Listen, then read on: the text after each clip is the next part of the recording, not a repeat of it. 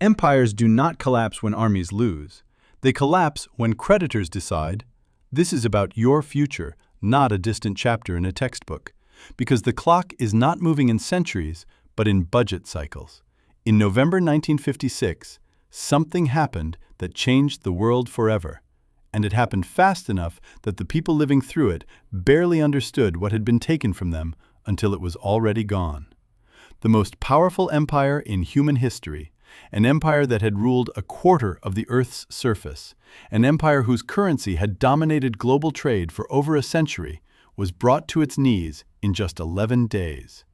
Not by a military defeat, not by a revolution, but by a phone call that removed Britain's final illusion of control in a single stroke. On that phone call, the United States government delivered an ultimatum to Britain that closed every remaining exit at once.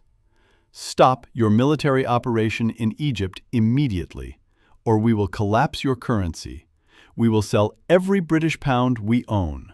We will veto your emergency loan from the International Monetary Fund, and we will watch your economy burn. Britain had no choice, because the options had already been spent in the decades before. And once the call landed, there was no time left to build an alternative source of funding or credibility. Within hours, the greatest empire the world had ever seen surrendered. Not to an enemy army, but to its own debt, to its own weakness, to the reality that it was no longer the power it believed itself to be. That moment, known as the Suez Crisis, was the final nail in the coffin of British global dominance. But the coffin had been built long before the lid was shut. Britain did not fall because of that one crisis. Britain fell because for decades before that moment, it had been making the exact same mistakes that America is making right now. Mistakes that felt manageable year by year and irreversible only when the bill finally arrived. And by 2026, those mistakes may finally catch up with us in ways that do not allow for another phone call to fix them. Because once the leverage shifts to the creditor, the next move is no longer negotiated on Britain's timetable.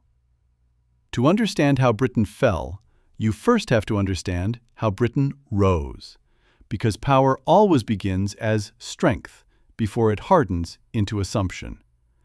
In the 19th century, Britain was the undisputed master of the global economy, and the British pound was not just a currency, it was the currency that settled trade, anchored reserves, and signed contracts across continents. When countries traded with each other, they used pounds. When central banks stored their reserves, they stored pounds.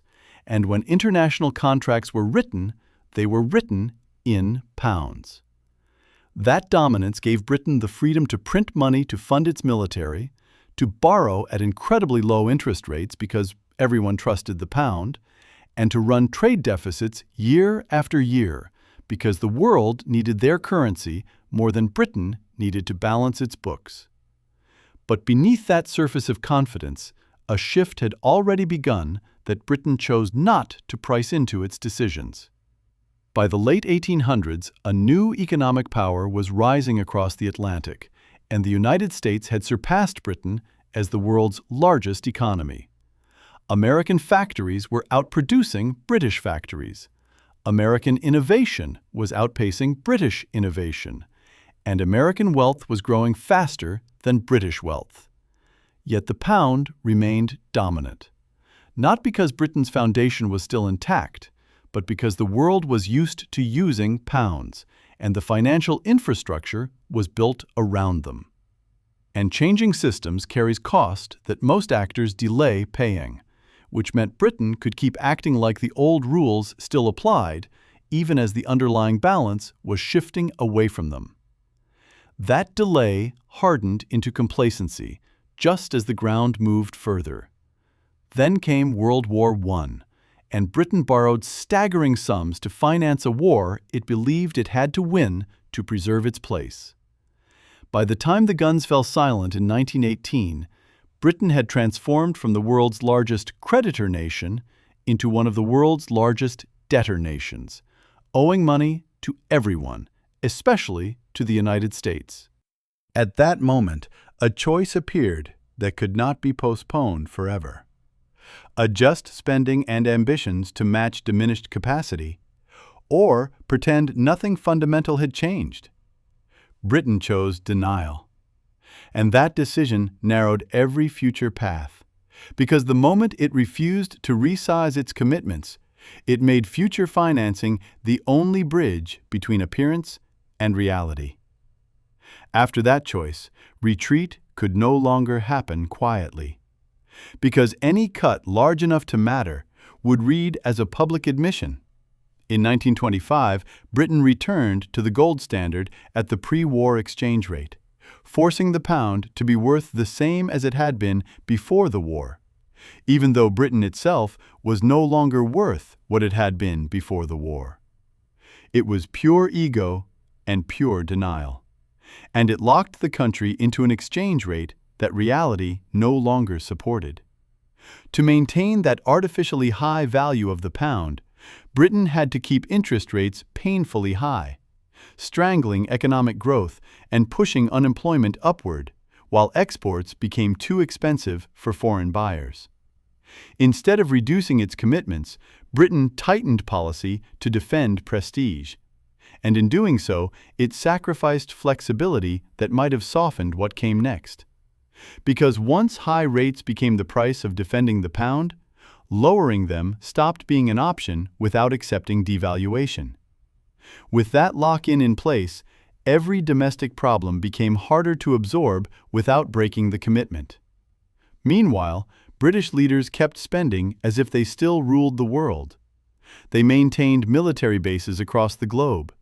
They funded an empire they could no longer afford, and they borrowed and borrowed and borrowed, not to invest in renewal, but to preserve an image that required constant financing.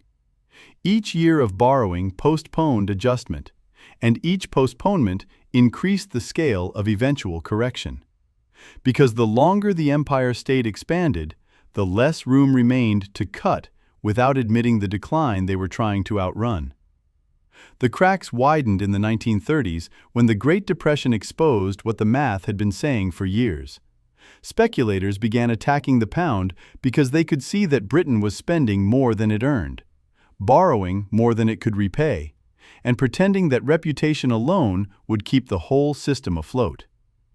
In 1931, Britain was forced off the gold standard entirely, and the pound lost nearly 30% of its value almost overnight. That door, once closed, did not reopen.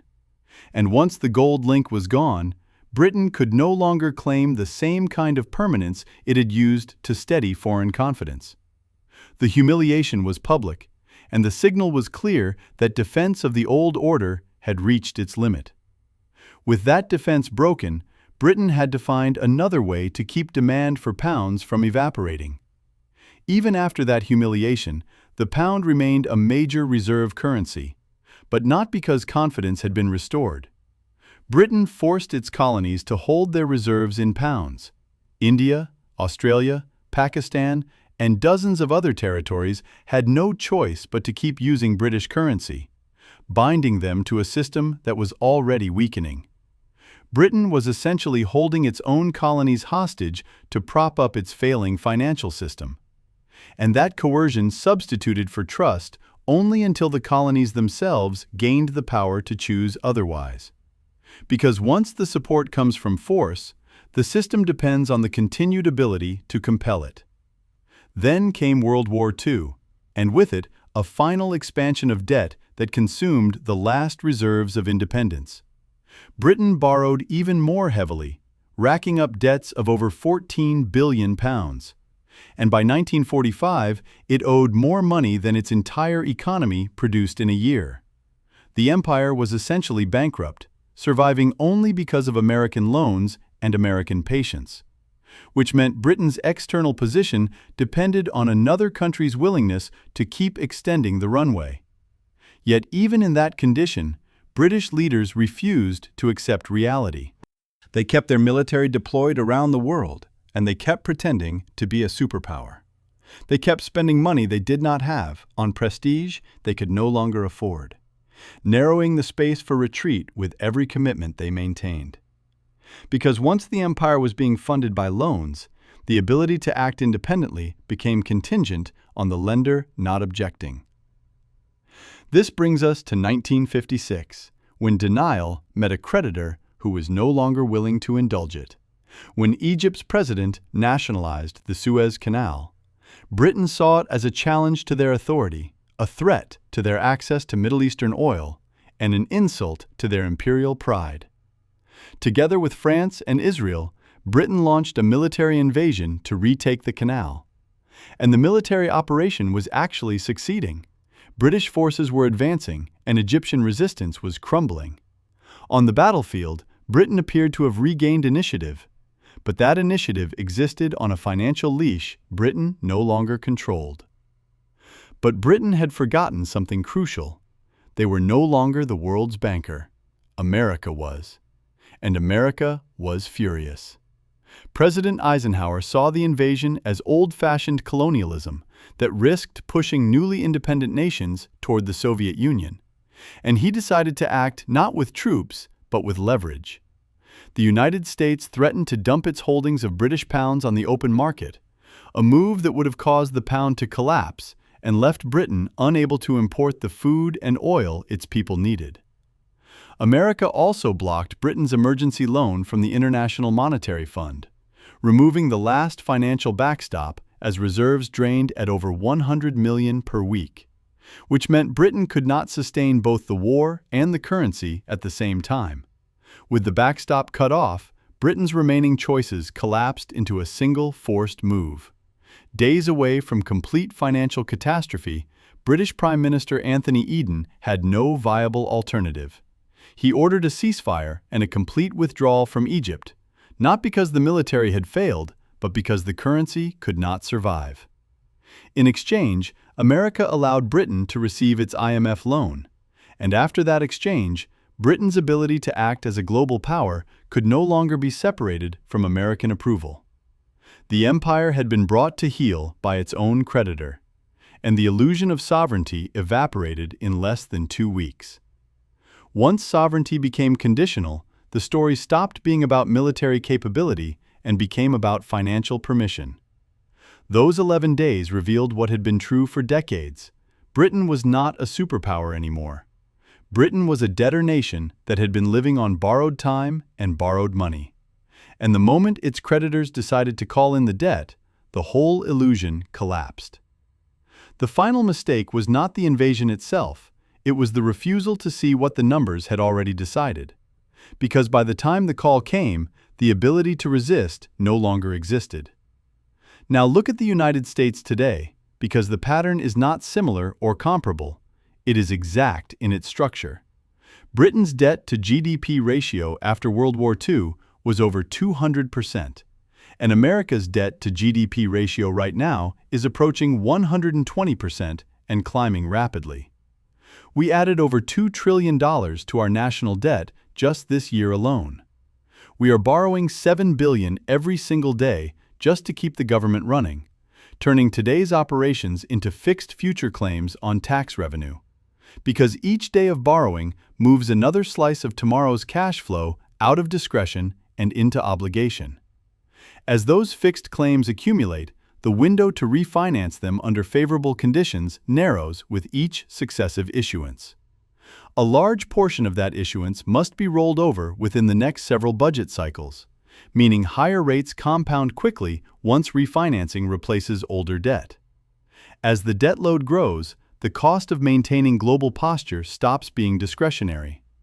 Britain lost its reserve currency status partly because it kept spending on a global military presence it could no longer afford. America commits more cash each year to military outlays than the next 9 countries combined. We have over 750 military bases in more than 80 countries. We are financing a global security footprint with borrowed capital, maintaining obligations whose cash requirements rise faster than the economy that must service them. And once those obligations are financed through debt, reducing them no longer restores liquidity without signaling weakness. Britain maintained the illusion of power by forcing colonies to use the pound. America maintains the illusion of power by forcing oil to be sold in dollars. But that system is cracking as China and Russia conduct most of their trade in their own currencies, and the BRICS nations build alternative payment systems. Even traditional American allies are starting to hedge their bets. Each agreement signed outside the dollar reduces automatic demand for U.S. Treasury issuance. And once hedging becomes standard behavior, refinancing large deficits depends on active buyers rather than structural necessity. That shift removes the assumption that U.S. deficits will clear at stable rates regardless of scale. With that habit weakened, the United States inherits the same trap Britain faced when reputation stopped compensating for fundamentals. Britain refused to accept its diminished status and kept acting like the dominant power even when the numbers told a different story. America still prices policy as if reserve demand and industrial dominance are permanent features rather than variable conditions. That posture cost Britain everything, and it places the United States on a similar narrowing path by committing future cash flows to a structure that depends on continued external confidence. Britain's fall happened gradually, then suddenly. For decades, the warning signs were there: debt accumulation, industrial decline, overextended military. Because the pound remained strong and the empire still looked impressive on a map, leaders convinced themselves that the good times would last forever. Then one crisis arrived, just one crisis, and in 11 days, a century of dominance was over. Because the moment the market and the creditor aligned, Britain no longer controlled the speed of events. America's Suez moment is coming, not because panic will force it, but because arithmetic will. It could be a failed military intervention that turns the world against us, or a debt ceiling crisis where Congress miscalculates and the world decides American Treasury bonds are no longer a safe bet, or a geopolitical humiliation where financial sanctions fail because the target no longer needs our banking system. It could be a shock we cannot predict that exposes what has been building for years. America is living beyond its means, sustained only by the world's willingness to absorb our debt issuance. And once that absorption slows, borrowing must clear at higher yields or not at all. The Congressional Budget Office projects that interest payments on the national debt will exceed $1 trillion annually by 2026. And when that threshold is crossed, servicing past borrowing becomes the largest automatic claim on federal cash flow, outranking defense and Medicare. We will be spending more on interest than on defense, more on interest than on Medicare. And at that point, the budget becomes an exercise in triage rather than governance. Because interest is not appropriated each year, it is contractually owed. And once it absorbs the largest share of incoming revenue, every other program competes for what remains. At that point, lowering rates is no longer a policy lever if market confidence requires the opposite. Once that claim takes first position, restoring room to maneuver stops being a budget decision and becomes a time problem. With triage in place, leadership stops choosing between good options and starts choosing which obligations to disappoint. There was no gentle transition. One day, Britain was making demands. The next day, it was taking orders. One day, the pound was a symbol of global power. The next day, it was a cautionary tale. The final mistake that sealed its fate was the refusal to see what was right in front of its face. The belief that reputation would substitute for reality, and that history entitled it to a future it no longer had the capacity to finance. And once that belief guided decisions, reversal stopped being discussed until it was forced. America is telling itself the same story. We believe that because we won the Cold War, because we built the internet, because we put men on the moon, the world will keep accepting our currency and our leadership forever. We believe that being American means the rules of economics do not apply to us. Every fallen empire believed the same thing, and every reserve currency that collapsed did so not because of enemies alone, but because of choices. And once those choices accumulate, they reduce the number of exits long before anyone admits it. The British pound did not collapse because of enemies. It collapsed because of choices to spend more than they earned, choices to borrow instead of build, choices to maintain pride instead of maintain solvency, choices to live in the past instead of preparing for the future. America is making those same choices right now, every single day. And the accumulation of those decisions narrows the future to fewer and fewer survivable paths. Because each year financed by debt is a year where adjustment becomes larger and the tolerance for delay becomes smaller. Before Suez, there was a moment when Britain could have changed course. In the early 1950s, economists and Treasury officials saw what was coming and wrote internal memos warning that Britain's financial position was unsustainable. They begged political leaders to cut military spending, to stop pretending, to accept the new reality of a post-imperial world. Those warnings were ignored because politicians did not want to hear bad news, and the public did not want to accept decline. So spending continued, borrowing continued, and denial continued until November 1956, when reality could no longer be deferred. And once deferral ran out, there was no time left for gradual adjustment. America is at that same moment right now. The Congressional Budget Office has been warning about unsustainable debt for years. Economists across the political spectrum agree that the current trajectory is a mathematical impossibility. Former Treasury secretaries, Federal Reserve chairs, and Wall Street executives publicly warn that something has to change. Yet politicians keep promising tax cuts and new spending programs, while the public expects services without paying for them. Anyone who points out the math is dismissed as a pessimist or an alarmist. And the door that could have led to gradual adjustment closes a little more each year. Because once obligations are expanded in full view, cutting them later becomes politically narrower and economically sharper. Britain destroyed its economy trying to maintain an exchange rate that no longer reflected reality, and America is destroying its economy trying to maintain a lifestyle that no longer reflects reality. We consume more than we produce, and we spend more than we earn. We convert future income into current consumption by issuing debt that must be rolled over at whatever rate the market demands. And we tell ourselves this can go on forever because we are America, even as the numbers compress the space for error. Because the more the present is financed by future claims, the less the future can absorb shocks without breaking something visible. When a reserve currency falls, the consequences are not abstract. When the pound collapsed, British citizens watched their savings lose value. Imports become expensive. Inflation erode wages, and jobs disappear as industries that depended on cheap foreign inputs could no longer compete. The standard of living that had felt permanent evaporated within a generation. If the dollar loses its reserve currency status, every American will feel it, as import prices surge, interest rates spike, and the government is forced to slash services or raise taxes, or both. Because once external funding demands higher compensation, rollover becomes more expensive, and delay compounds the principle that must be refinanced.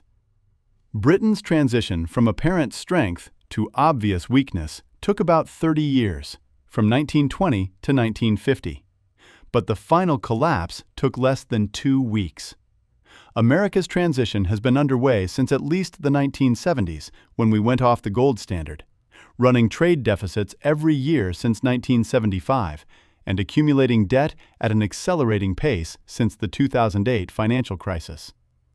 The foundation has been weakening for 50 years, and the longer the transition, the sharper the eventual break.